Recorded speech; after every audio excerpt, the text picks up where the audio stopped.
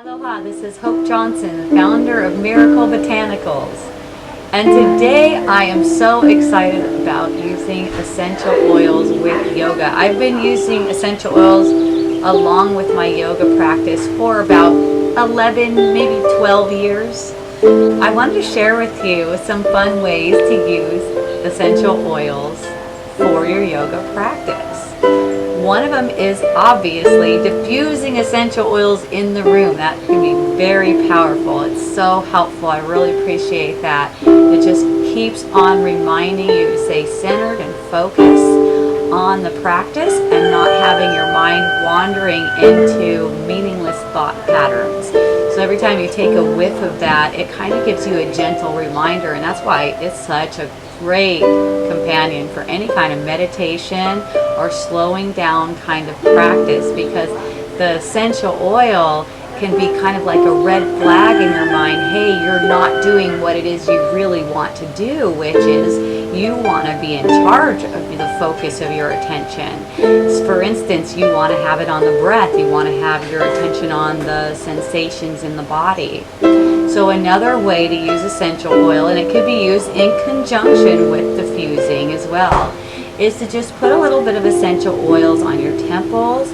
I will usually use a stronger one like that, where I just want to dab a little bit on my temples. I'll dab a little bit behind my ears, and then right at the nape of the throat, front or back, doesn't matter.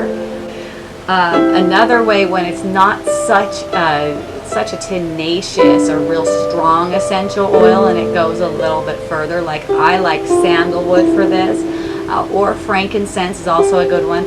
Put like a little puddle in the hand and then rub those hands all over the back of the shoulders and the neck, down the arms.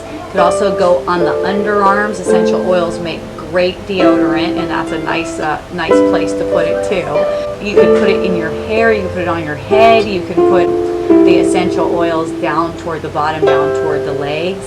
And notice the shift. That's a big thing, because you're getting a shift of energy. You're getting like a shift in your perception every time you smell the essential oils, and certainly when they come into your field and you're just putting them on your body. So noticing the shift, that helps develop your relationship with the essential oils and your sensitivity to what these messengers, these are messengers.